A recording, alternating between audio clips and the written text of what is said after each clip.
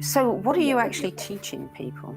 Are you teaching them how to use sacred geometry, how to move energy, how to heal? Depends. Some people come to me and they just want to work on themselves, or they've got a block in their relationships or in their physical body, or their kids are sick and they want to help their kids or their loved ones, or they feel this burning desire to serve the world and they want to learn the methodology. So when I'm teaching them first, I'm doing an activation unblocking on them. I'm removing whatever blocks are for the highest good, and it can be blocks from their environment. It can be blocks that's caused by trauma. It can be blocks that are caused in childhood or gestational or when they were in the womb. It can be generational blocks passed on or karmic. I look to see where the blocks are. And depending on how deep those blocks are, they can be just in your mind, in your heart, or down to your cellular level, down to your organs and body, and it affects you physically. The root kind of changes depending on the person. But part one is removing the biggest blocks that are holding them back. The way I look at it, it's like when you've got these big blocks, you're like driving with an emergency brake on. You think you're going fast, but you don't really know how fast you can go because you've got this block weighing you down. So after I work on the blocks, the next big thing that I do is activate their spiritual gifts. We were born with them. We have them and they were given to us so we can navigate life. It's everything that we need to succeed, to thrive, to have abundance, to have happiness. But for some reason, life happens or we're afraid of it or programming and we turn it off or we tune it down or they're dormant. But in my experience, if that's on, that's like oxygen for your soul, for your being. You get so much benefits from using that. You're guided and you know exactly where to go, and it skips a lot of steps. You know what to do to avoid unnecessary suffering. You're recharged, you're protected. So for me, it's a twofold thing. Removing the blocks and activating spiritual gifts that are dormant, or just elevating them so that people can tap into their inner resource and move through life. And from then they have a choice and they can do it on themselves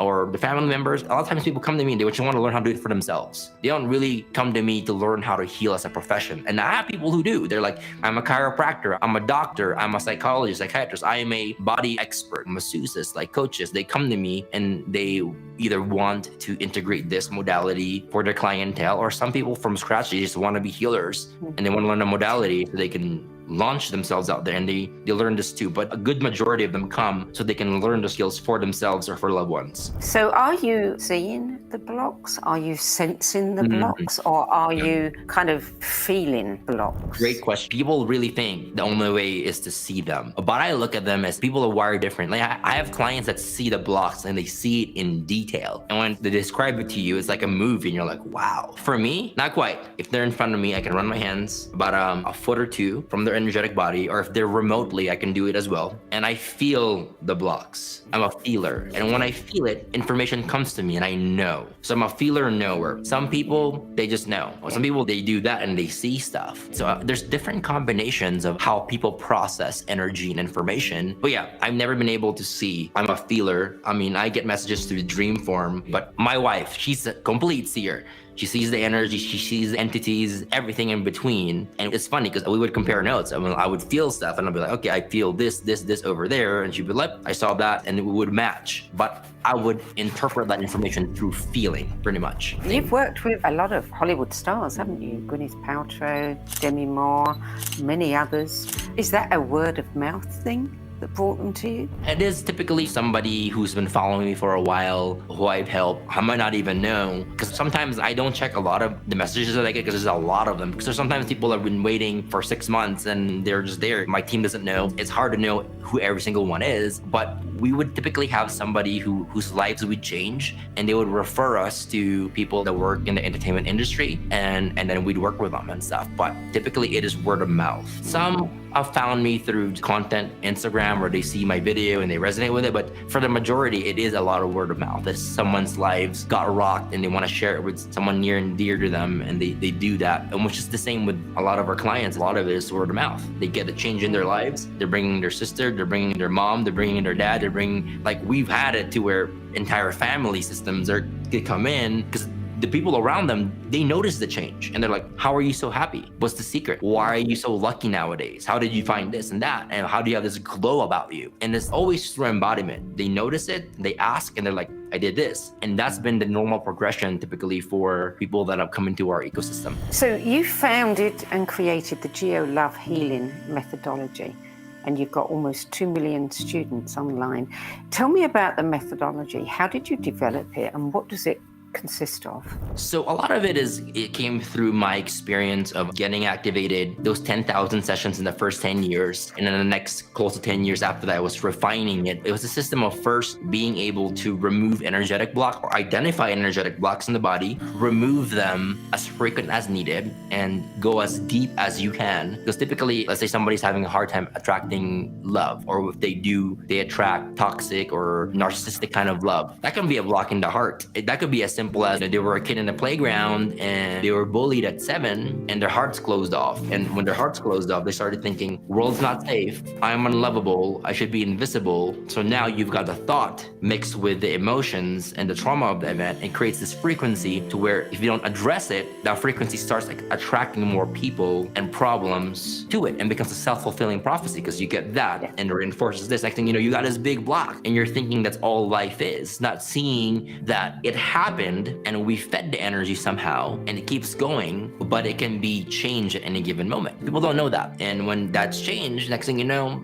they find people that come to them that are loving, that are respectful of their time and honor them, and they have fun, and it works. So for me, I help people know how to do that for themselves, know where the biggest blocks is, and release it at a deeper level, and at the same time have the tools to deal with life. If somebody's sensitive in going in crowded areas or in the mall, teaching them how to shield themselves at the beginning and then protect themselves, and getting to a place to where they raise their vibration enough to where they don't need to shield themselves. Their vibration becomes their protection and they're good. I would say the system is mastering energy, which is the invisible thing that affects everything. So mastery of energy, how to protect themselves, how to raise their vibrations, how to remove the blocks, how to do it for others, how to make an impact on your surroundings and everybody around you, and live life empowered. So when people are on your course and they are having these experiences and they're learning how to sense the energy, how to remove the blocks, etc., is that the activation process, or does the activation come afterwards? And how is the activation? I mean, you're known as the spiritual activator, energy activator. How are you activating? In the past, when I was doing healings, when I was still doing one-on-one healings a long time ago, it was a one and done. I never had to meet them. Typically, I do one healing and that's all it took, because the way I work is I go to the root. I don't go to the branches and the fruit. I go to the one thing that if I work on this, it affects the 100 other things, and it's good. Yeah. So that's my approach. I never really needed to do 2, 3, 4, 5 sessions. If they're different topics in different areas, sure, some things were like layers of the onions. For those that took divine time, I would do some, but my methodology has never been, I'm working with somebody for an entire year, every single week. 90% was one and done. Meet them, do it, and it's done. They would get what they need and they're happy. So for me, it's 2 parts. It is removing the blocks, and it is activating their gifts. So once I remove the blocks, I can activate their gifts. And for me, the way I do it is, it's a lot of sacred geometry that I use. Our bodies respond really well to sacred geometry because it's outside of us, like the pyramids, you know, spirals in nature. If people were to Google sacred geometry in nature, they would see how there's so many different things out there, this divine creation and patterns. But if you look into our bodies, our cells, our spheres, our DNA are 2 pyramids back to back. We respond really, really well to sacred geometry because we are made of sacred geometry. Spirals in our body, and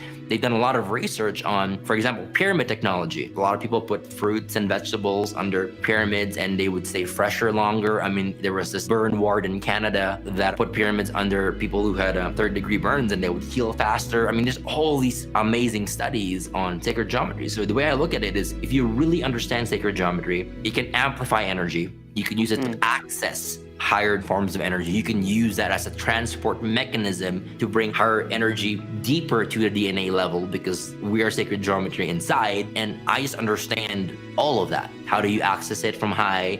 How do you ground it down to the cellular level? How do you make it to where you have this dormant activity in our DNAs? And how do you activate the dormant potential?